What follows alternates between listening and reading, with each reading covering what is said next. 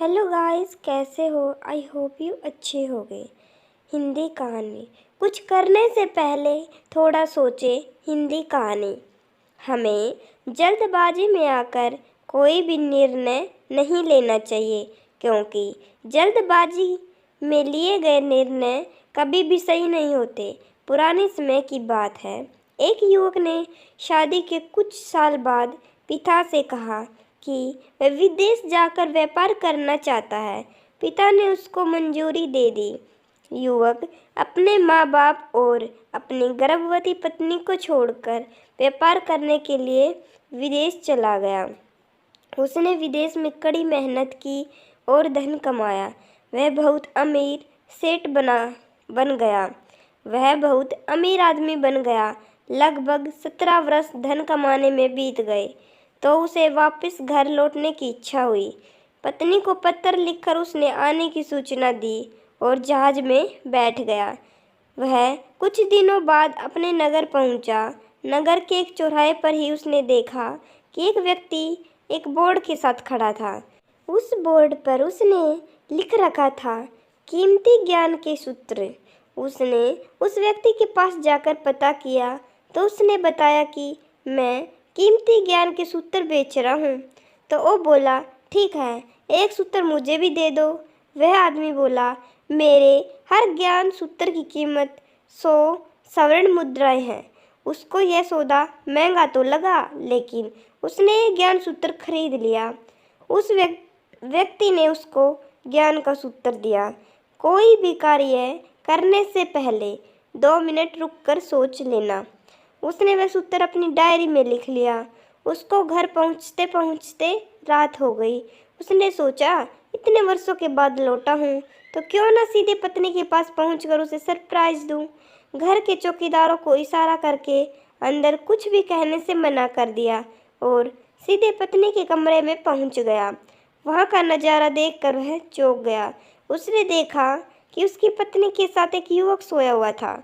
यह देखकर वह गुस्से में आग बबूला हो गया। वह सोचने लगा कि मैं परदेश में उसकी चिंता करता रहा और ये यहाँ अन्य पुरुषों के साथ सो रही है। आज मैं इन दोनों को जिंदा नहीं छोड़ूंगा। वह गुस्से से तलवार निकालकर दोनों पर वार करने ही जा रहा था।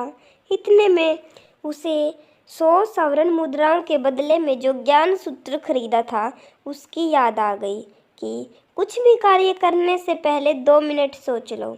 वह 2 मिनट सोचने के लिए रुका। उसने तलवार वापस पीछे हटाई, लेकिन वो किसी बर्तन से टकरा गई। बर्तन के गिरने की आवाज़ से पत्नी की नींद खुल गई। आँख खोलते ही उसने अपने सामने अपने पति को देखा तो वह बहुत खुश हो गई और बोली, आपके बिना तो मेरा जीवन सूना सूना हो गया था। इंतजार में इतने साल कैसे बिताए, कैसे बीत गए, वो सिर्फ मैं ही जानती हूँ। पत्नी इतना बोलकर पास सोए हुए युवक को उठाते हुए बोली, बेटा उठ जा, तेरे पिताजी आए हैं। युवक उठकर जैसे ही पिता को प्रणाम करने झुका तो माथे की पगड़ी उसके पैरों में गिर गई। उसके लंबे बाल बिखर गए। पत्नी ने कहा, यह आपकी बेटी है, इसके सम्मान में कोई आँच न आए, इसीलिए मैंने इसे बचपन से ही पुत्र के समान पालन पोषण और संस्कार दिए हैं। यह सुनकर उसकी आंखों में आंसू की धारा बहने लगी।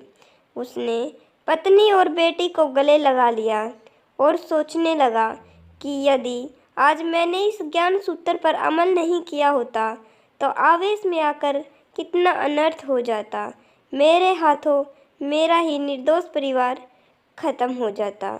मेरे ही हाथों मेरा निर्दोष परिवार खत्म हो जाता। शिक्षा, जल्दबाजी में आकर कोई भी निर्णय न ले, क्योंकि जब हम आवेश में होते हैं तो हमें अच्छा बुरा का ख्याल नहीं रहता। जब हम आवेश में होते हैं तो हमें अच्छे बुरे का कोई ख्याल नहीं रहता। इसीलिए गुस्सा होने की स्थिति में कोई भी निर्णय न ले। कुछ देर रुकें, दिमाग ठंडा होने दें और फिर सोचें कि क्या सही है और क्या गलत। आपको यह कहानी कैसी लगी? अगर अच्छी लगी हो तो चैनल को लाइक, शेयर और सब्सक्राइब करना नहीं भूलना। चैनल पर नए हो तो चैनल को ज़रूर सब्सक्राइब करना। आपकी इस कहानी के प्रति क्या राय है कमेंट बॉक्स में ज़रूर बताना। मिलते हैं नेक्स्ट वीडियो में। जब तक हंसते रहो, खुश रहो, मुस्कुराते रहो। धन्यवाद।